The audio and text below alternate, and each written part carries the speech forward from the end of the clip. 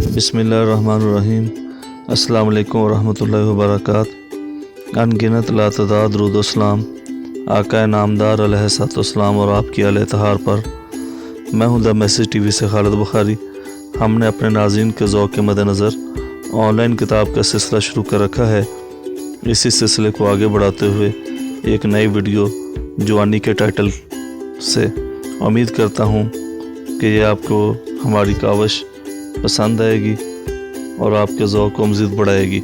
ان تمام احباب سے گزارش کرتا ہوں جنہوں نے ابھی تک ہمارے چینل کو سبسکرائب نہیں کیا، وہ برائے مہربانی ہمارے چینل کو سبسکرائب کر لیں، ساتھ میں بیل آئیکن دبا لیں تاکہ ہر آنے والی لیٹسٹ ویڈیو ان کو بر وقت مل سکے۔ ویڈیو کو لائک کیجیے گا، شیئر کیجیے گا اور کمنٹس باکس میں اپنے کمنٹس لازمی دیجیے گا۔ چلیں شروع کرتے ہیں آج کی ویڈیو۔ ایک زندگی کتنے ادوار سے گزرتی ہے، اس کا اندازہ لگانا بڑا مشکل ہے۔ بچپن کے کھیل، بچپن کے کھلونے، بچپن کے ساتھ چند دنوں کی بات ہے۔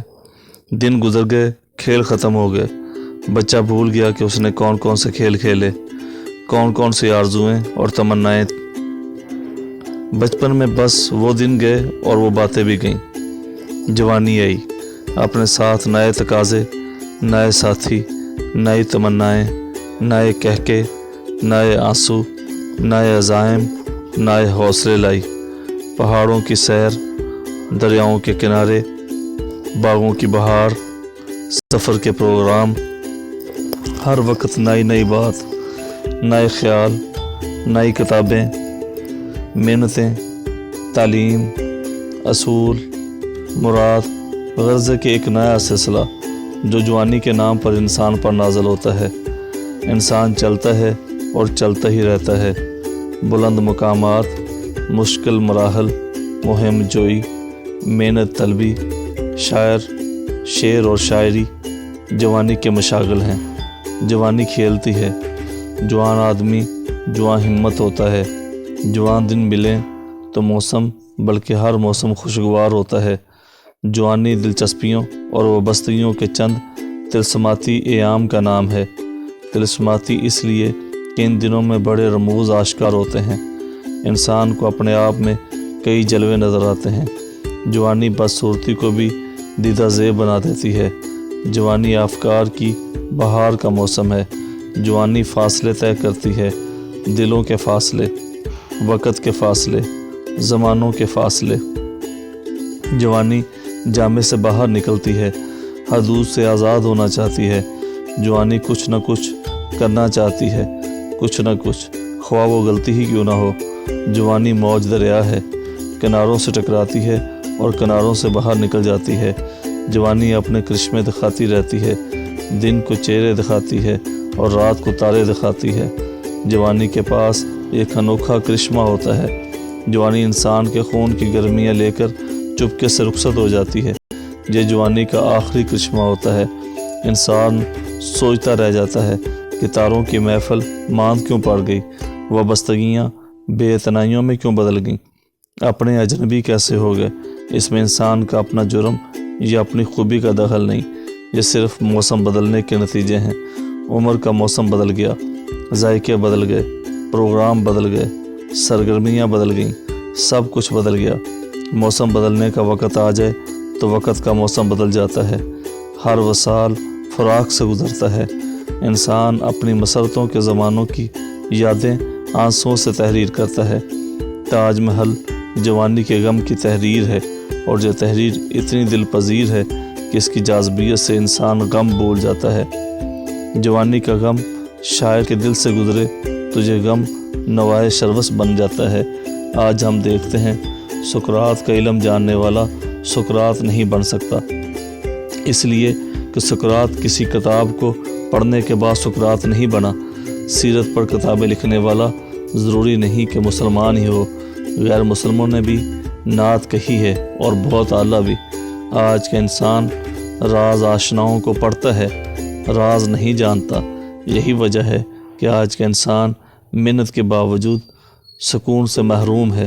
اس کا علم تقریباً لامحدود ہے اور عمل تقریباً مفقود۔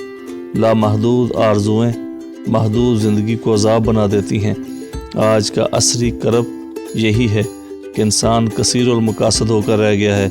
آج کا انسان مذہب سے آزادی چاہتا ہے، اس لیے کہ مذہب عمل کی دعوت دیتا ہے، اور عمل پر کاربند انسان انفارمیشن کے بیشتر علوم کو غیر ضروری سمجھنے لگتا ہے۔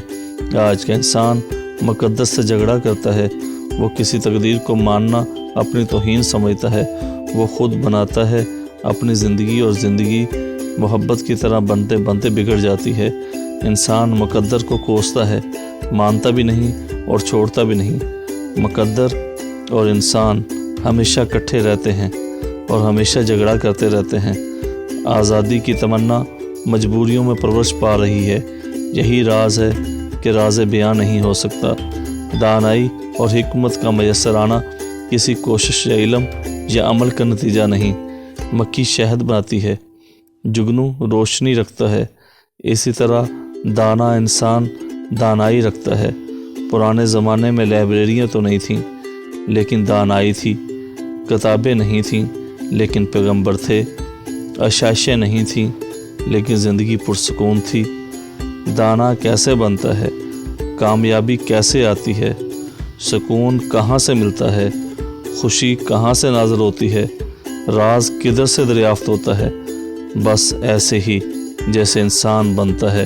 انسان کا پیدا ہونا ہی اس کے نصیب کے پیدا ہونے کے ساتھ ہے۔ کبھی کبھی نیکی بھی ایسے آتی ہے جیسے بارش، کبھی کبھی برائی ایک راستے کی طرح پاؤں کے نیچے آ جاتی ہے۔ رات سے دن اور دن سے رات، عزت، ذلت، تعیناتی اور معزولی ہوتی ہی رہتی ہے۔ ہم جس پیشہ میں آج معزز ہیں، یہ بھی کسی اور رخ میں ناکامی کا نتیجہ ہے۔ ہم ایک شعبے میں سردر کی بازی لگا دیتے ہیں، اور جب ہمیں معلوم ہوتا ہے کہ اور بھی کئی شعبے ہیں دریافت کرنے والے، تو ہم الجھ جاتے ہیں۔ حیات سے اور الجاؤ خرد کی گتھیاں کہلاتا ہے۔ وجدان اور جنون نہ ہوں تو گتھیاں نہیں سلجھتی۔ مقصد حیات عمل حیات سے مختلف بھی ہو سکتا ہے۔ راز ہستی رونق ہستی کے علاوہ بھی ہو سکتا ہے۔ نصیب اور کوشش یکجا بھی ہو سکتے ہیں اور الگ الگ بھی۔ انسان اور مقدر کی صلح بھی ہو سکتی ہے۔ کارزار حیات گلزار حیات میں بھی بدل سکتا ہے۔ رونقوں میں میرے ہونے اور نہ ہونے سے کوئی فرق نہیں پڑتا، تو مجھے رونقوں سے کیا حاصل؟ میری اولاد نہ میرے منصب پر فائز ہو سکتی ہے، نہ میرے علم کی وارث، نہ اس کا خیال مجھ جیسا، نہ سوچ مجھ جیسی، نہ اس کا عمل میرے عمل کے برابر۔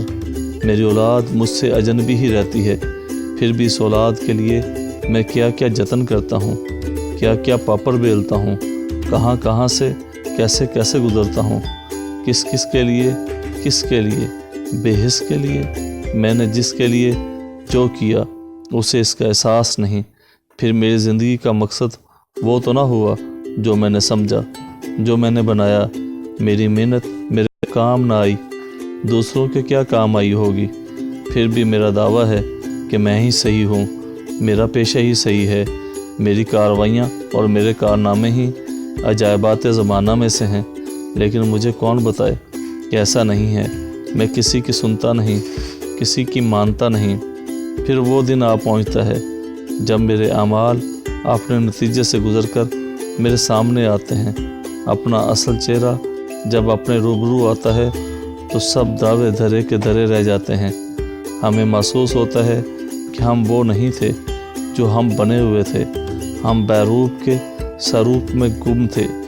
ہم تعریف سننے کے لیے جھوٹے مداحوں کو اکٹھا کرتے ہیں، اور جب راز آشنا مل جاتا ہے تو ہم حیرت میں گم ہو جاتے ہیں۔ حیرت میں گم ہونا ہی راز کے سراغ کا نقش اول ہے۔ حیرت میں گم ہونا اپنے آپ میں گم ہونا ہے۔ جو اپنے آپ میں گم ہو گیا اس نے اپنا آپ دریافت کر لیا۔ جس نے اپنا آپ دریافت کر لیا اس نے راز دریافت کر لیا۔ راز کو دریافت کیا جانا، بتایا اور پوچھا نہیں جاتا۔ جس کو راز مل گیا اس نے زندگی میں موت اور موت میں زندگی کو دیکھ لیا۔ قطرہ قطرہ قطرہ کلزم آشنا ہو، نہ ہو تو قرار کیسے پائے؟ اپنے ہونے کا مقصد اپنے نہ ہونے سے پہلے ہی دریافت کر لیا جائے۔ کم از کم اتنا تو جان لیا جائے کہ مجھ میں میرا اپنا عمل کس حد تک ہے اور کسی اور کی طاقت کا عمل کس حد تک۔ وہ طاقت اگر مقدر یا نصیب ہی ہے تو کیا حرج، حسن تدبیر ہی اگر حسن تقدیر ہو جائے تو کیا بات۔ اس طرح کے بے شمار ویڈیوز کے لیے ہمارے چینل کو سبسکرائب کر لیں، ساتھ میں بیل آئیکن دبا لیں تاکہ ہر لیٹسٹ ویڈیو آپ کو بر وقت مل سکے۔